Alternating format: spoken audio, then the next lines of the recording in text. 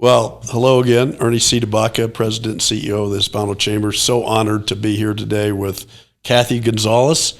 So, Cathy Gonzales was a longtime first volunteer and then employee of the Hispano Chamber. And, the great thing about history is a lot of times you can read history and you can look at the facts about history, but there's nothing better than the stories that go along with the history of the Hispano Chamber of Commerce. And so I'm honored to be here with you today to kind of ask you about your involvement initially with the Chamber and throughout your entire career. And you can share some stories that maybe other people haven't heard before, maybe nobody's heard before. But just kind of give what your thoughts are, Cathy. I'm honored that you're here, and thank you for being here. So you started as a volunteer, I believe, in the early 80s? Something? Exactly. Yeah. I started as a volunteer, but I want to thank you for allowing me to be here because when you work for the Chamber, it's such a passion, even when you first start or hear about it.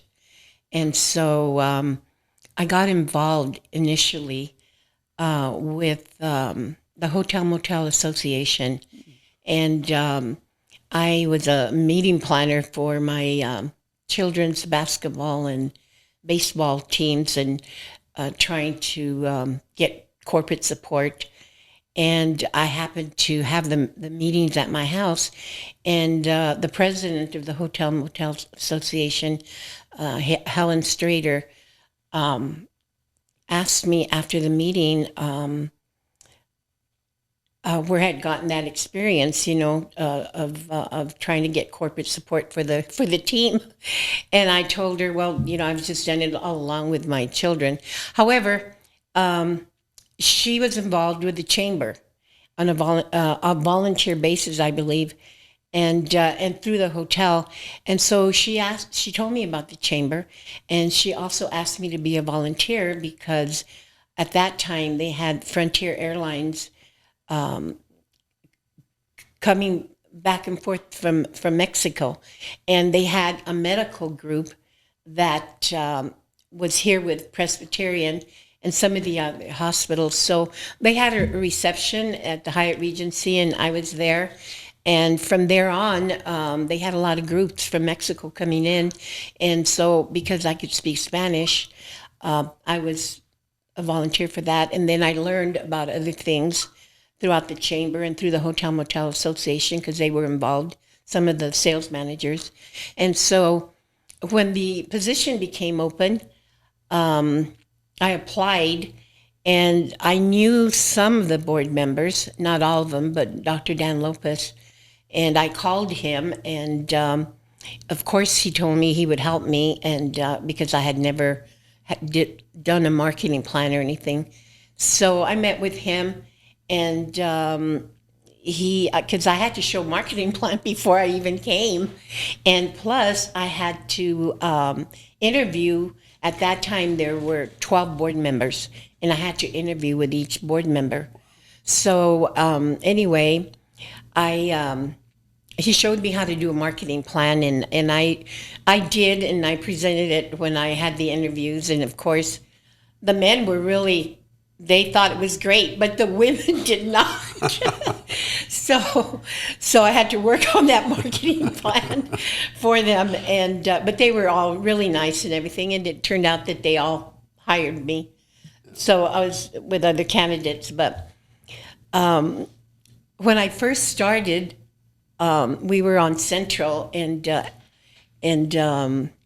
so is this 1982-ish, 83? Well, they hired me in 1983. Okay. In April. Okay. And the month of May, Lee Benjamin was the executive director. That they called him the executive directors at that time, and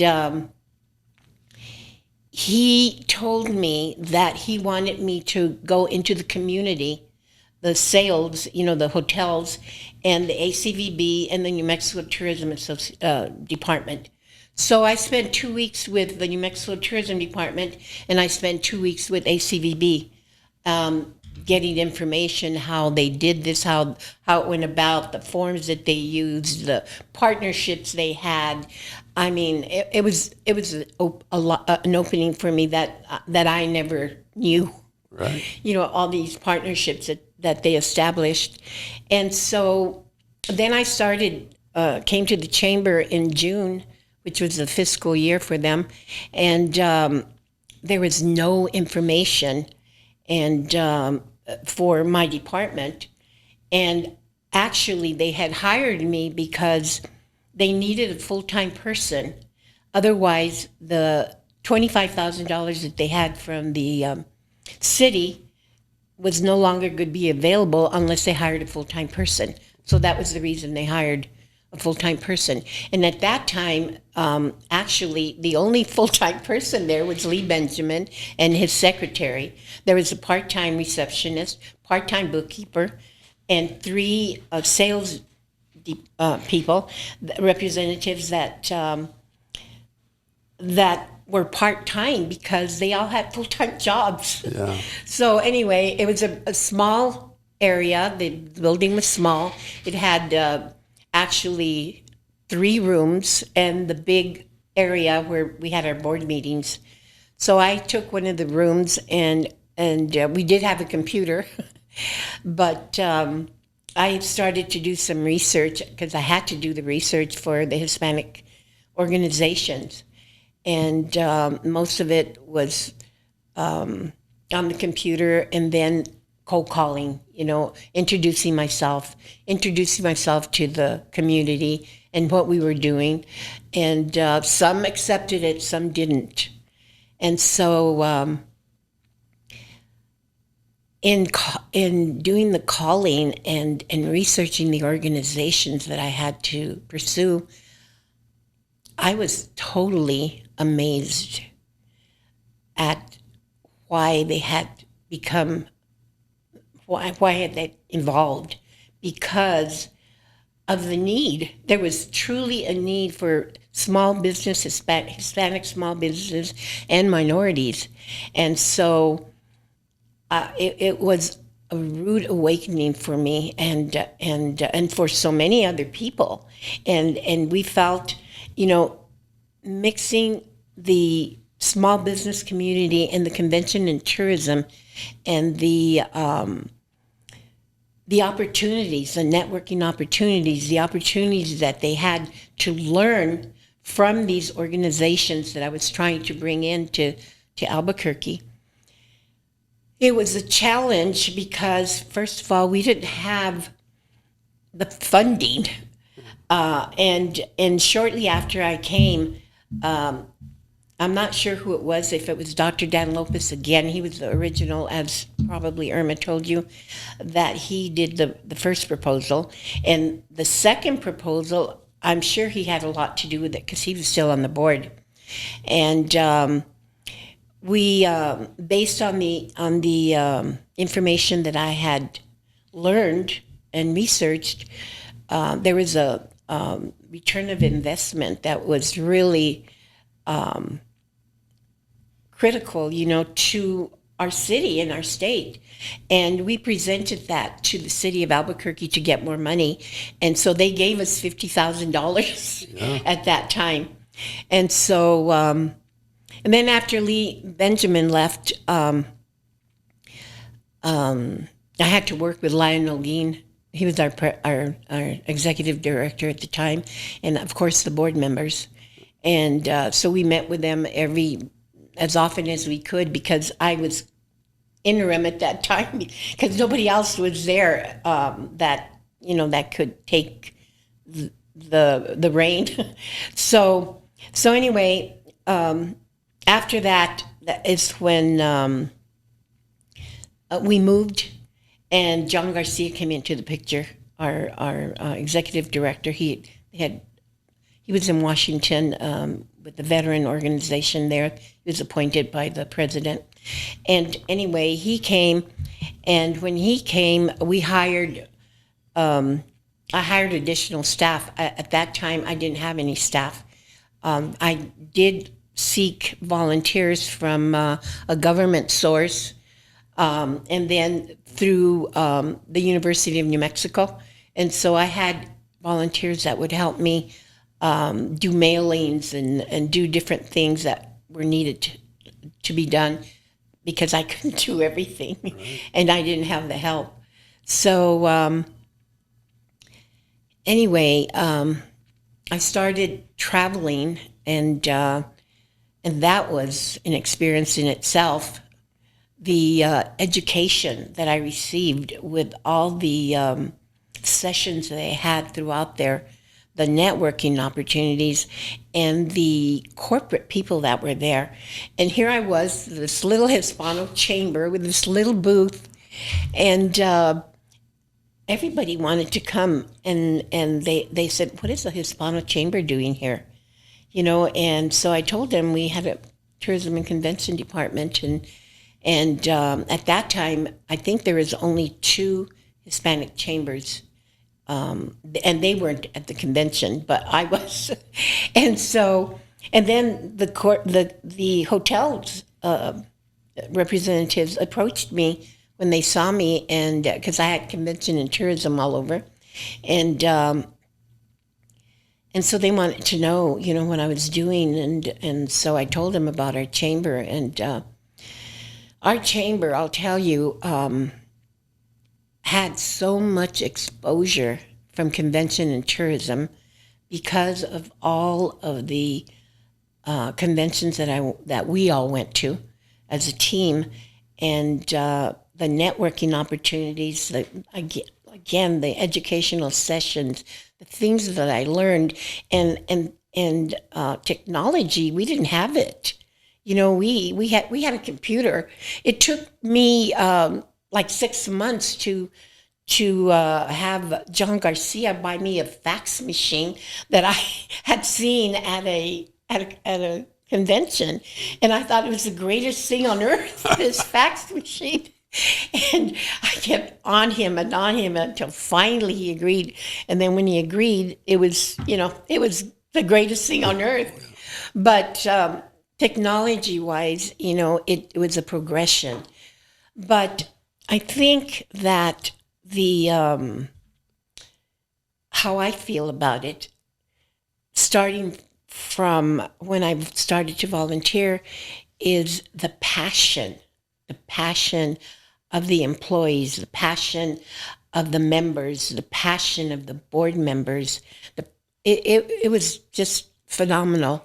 And then the partnerships that we developed with the small business community, the corporate world, and the corporate world where I was in convention and tourism was just, I can't even begin to tell you the partnerships that I developed, how they helped me with each and every convention. Because when we went to a convention, of course it was for us to get known and what we were doing, and to promote Albuquerque and why they should come to Albuquerque. That's another thing I had to study. Why Albuquerque in lieu of the big cities, you know? And there was a lot of small businesses and small organizations that we could really target. And so that in itself, you know, I had to have the girls help me and research, and of course I didn't get any employees until John Garcia came, and that was only like 2, and the rest were all volunteers. So do you recall what maybe your first conference that you brought in, and maybe the first? I think you were here when LULAC was last year. You were probably still here. Oh yeah, well I wasn't here, but I participated in it because of the relationships I have. And one of the first ones that I brought was American GI Forum. And American GI Forum at that time, they had like 500 members.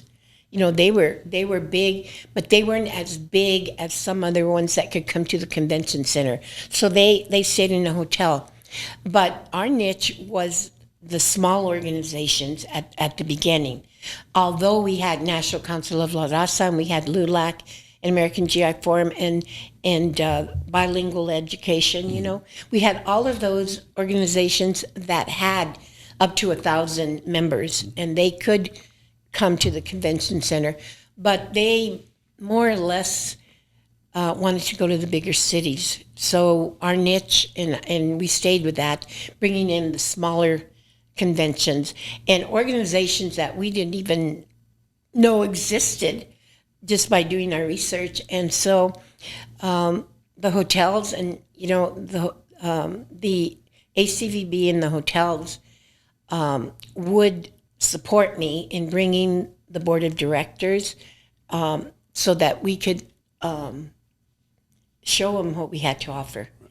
And of course, the Hispanic population, they knew our history, or they wanted to know our history more than they had read, and they wanted to come here, because of our people, our architecture, our history, and other things that they could be more relaxed, and many other attractions, So it was a great thing for us to market that niche. So as we grew, and we started adding more things as I traveled. I really couldn't advertise very much, but when the hotel community came together for the tax that was imposed, for the convention center and the two entities that marketed Albuquerque, it was another. It was. I can't even begin to tell you how wonderful that was, because that also opened another avenue for us for advertising. And I had gone, I would go with ACVB and the New Mexico Tourism Association to other conventions besides the Hispanic conventions. And mainly I was able to do that because we had the Hispanic media, we had the travel agents, we had a real resource that I could obtain, for our marketing efforts. And I didn't have a lot of collateral to give, at that time. So we had to develop that. So partnerships again. Coors Brewing Company, they did 2 videos for me. The Hotel Association and other partners with universities, and they helped us with the collateral, and so we were able to do all these things. In fact, I brought some a Destino Albuquerque that I did in English and Spanish, thanks to our partnerships. We did the Viva thanks to our partnerships, the advertising that we did. And then I was able we had so much exposure when we got that money for advertising, and I would meet these people from all over, and they would practically give me an ad. I would give them the ad for like $500 that was worth $5,000. Sure. Of course, B had to do my ads because they were all last minute, because they were trying to fill in their publications. And so, but it gave us so much exposure all over Spain, all over Mexico. It was incredible. Yeah. And then I worked with the universities, the partnerships that I had with the universities as well, the associations were evolving inside the universities because there was a need again. The Chicano movement, the Chicano studies, all of these organizations that were in the university themselves. And of course, I worked very closely with Dr. Torres. Yeah. I worked very closely with the Las Cruces University, Highlands University. They all had associations that I could bring to the city. And then in also the very beginning, when I started going to conventions, these other organizations were evolving, like the New Mexico Hispanic Meeting Professionals. And so it was just starting, so they asked me to be a part of it. And so we founded that organization. We also founded, as B knows, the other organizations that were evolving, but they couldn't come to Albuquerque because they didn't have that many members. But we started at least 3 or 4 that they evolved, and they all came to Albuquerque. Wow. So, and we had, our techniques were really special because of our committee, our tourism committee. We had this committee that was artists, writers, poets, and they just loved the fact what we did, and they wanted to help. And so when we brought our conventioneers, we even knighted them. Wow. We knighted them. And we had these elaborate ceremonies, and we used to provide, I used to work with the wineries, and they used to provide wine with their name of the board of directors on them. We did such unique things and didn't really have the money. But because of the passion of our employees, our members, our boards, it was just incredible. I mean, I can't even begin to tell you the everyday things that we did to make the chamber progress and grow and what it is today, and how wonderful it is to be a part of that. And our team, our board members, our partnerships, our corporate sponsors, in the convention arena, as Irma will tell you, we knew, of course, Premier, Budweiser, we knew Coors, we knew all of the Pepsi. They all became corporate sponsors of the Albuquerque Hispano Chamber. These corporate people from all over the world. Yeah. You know, it's just truly amazing what we did and how we talked to them and how we became friends. I mean, I still have them as friends, and it's this passion that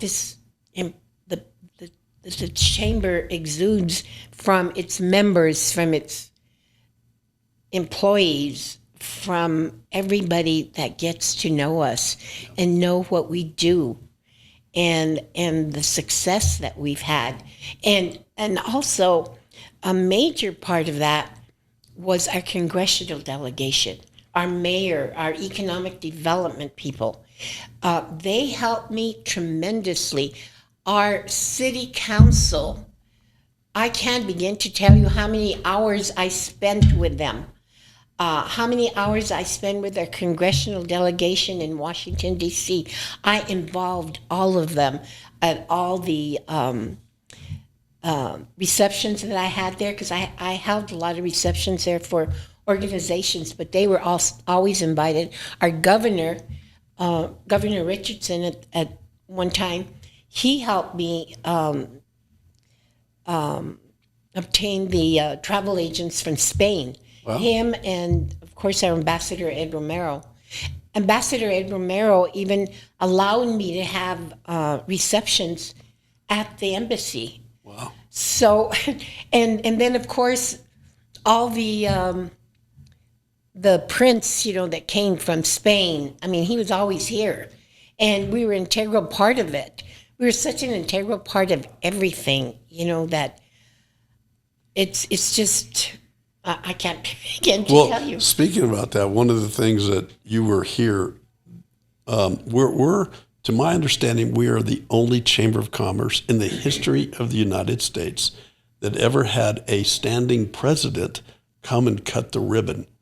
Exactly. And so you were here during Yes. that. Do you have any recollection of how all that went? Well, Sherman McCorkle, one of our board members, he had a lot to do with it, as well as Loretta, and our congressional delegation, of course, and our governor.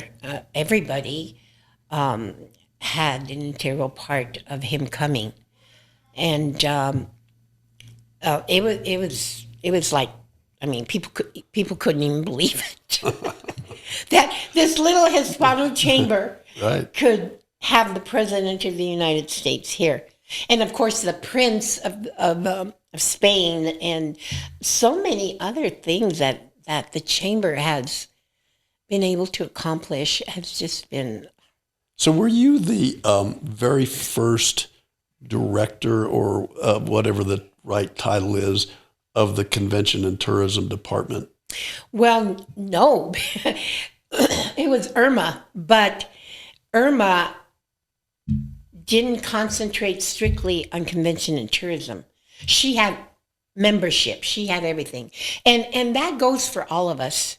You know, I may have been the first one full time. However, I had to do other things for the chamber. You know, it was a collaboration. It was a membership. It was a, knitted. We were all entwined. Right. And so we had to do things for the chamber, and it flowed. It flowed because the small businesses.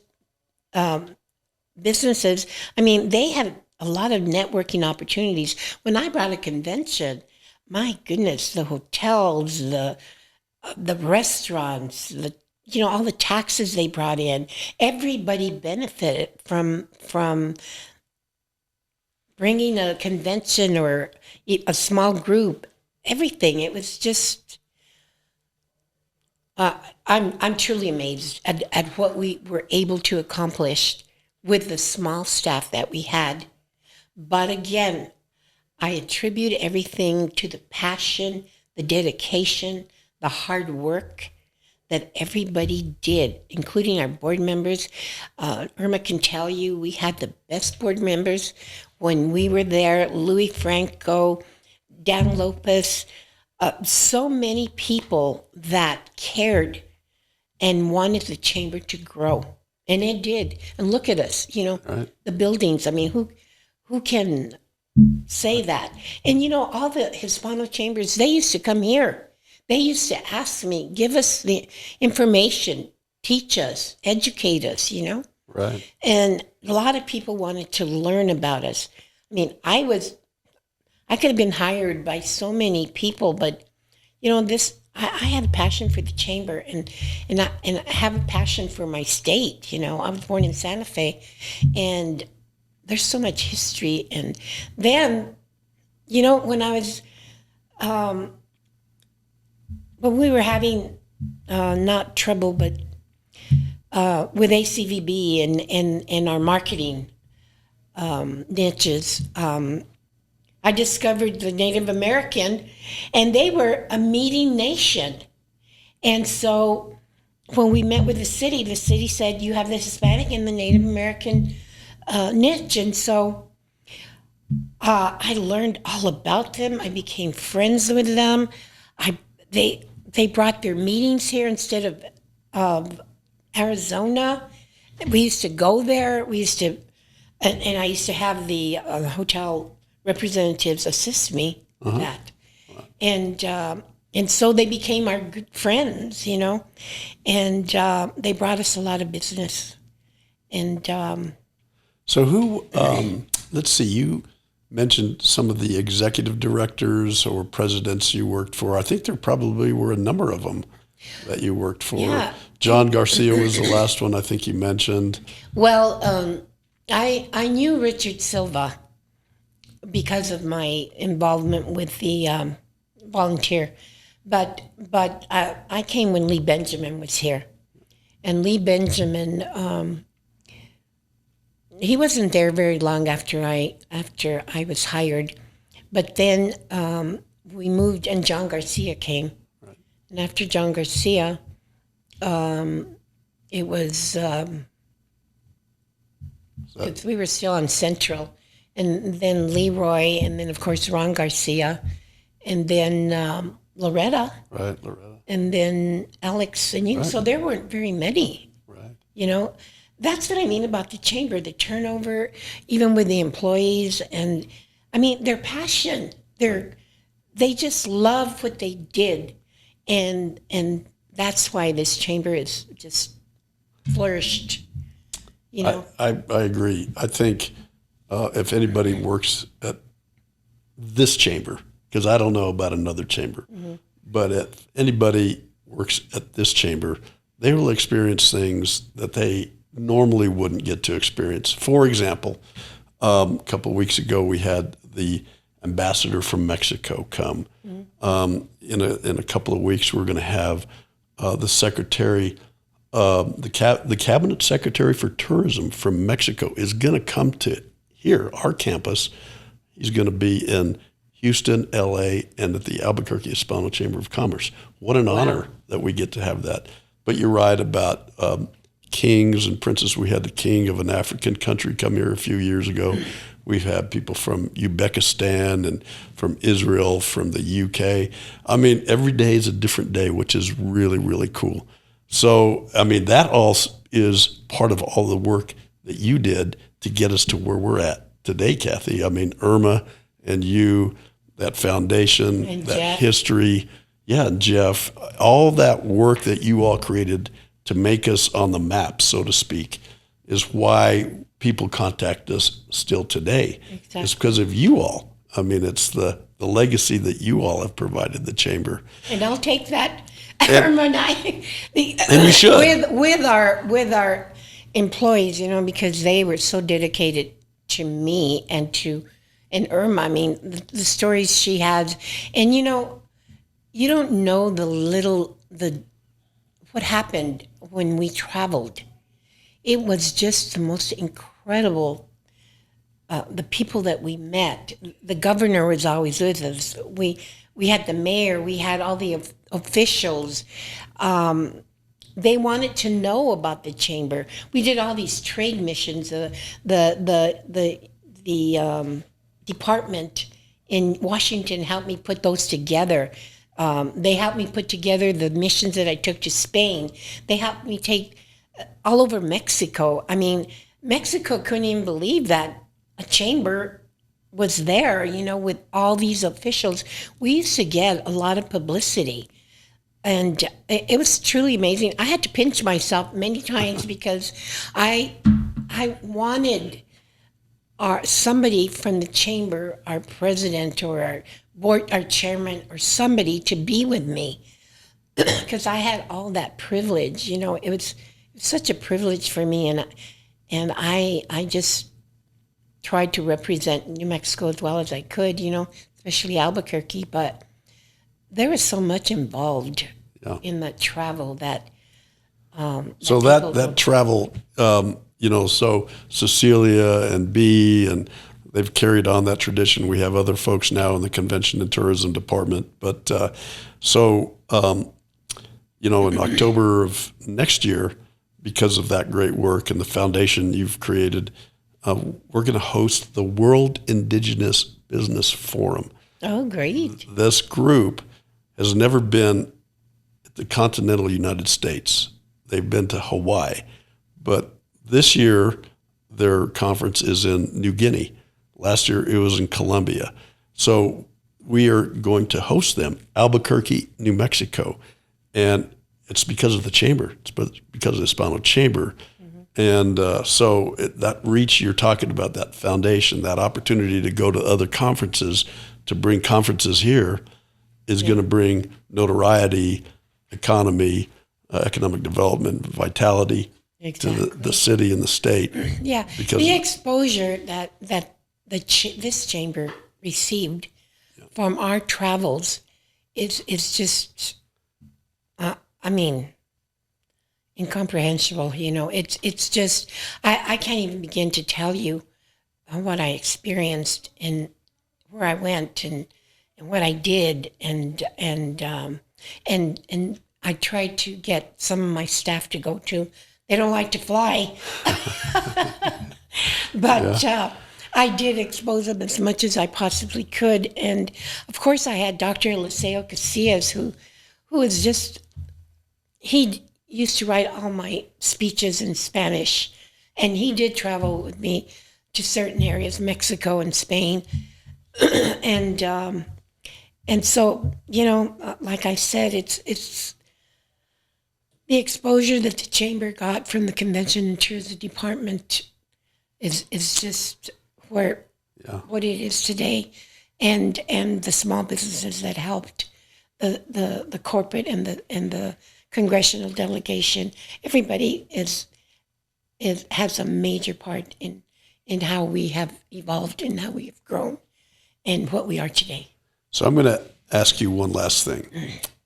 What is your greatest memory of being here at the Albuquerque Hispano Chamber of Commerce? I hope it's a good one.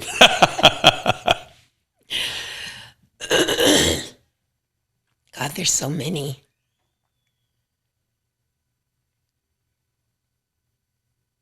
Probably the fact that, that we had the president here. I mean, we had such pride in that. Everybody was so proud, even the whole city and state, that he could come here to the chamber. But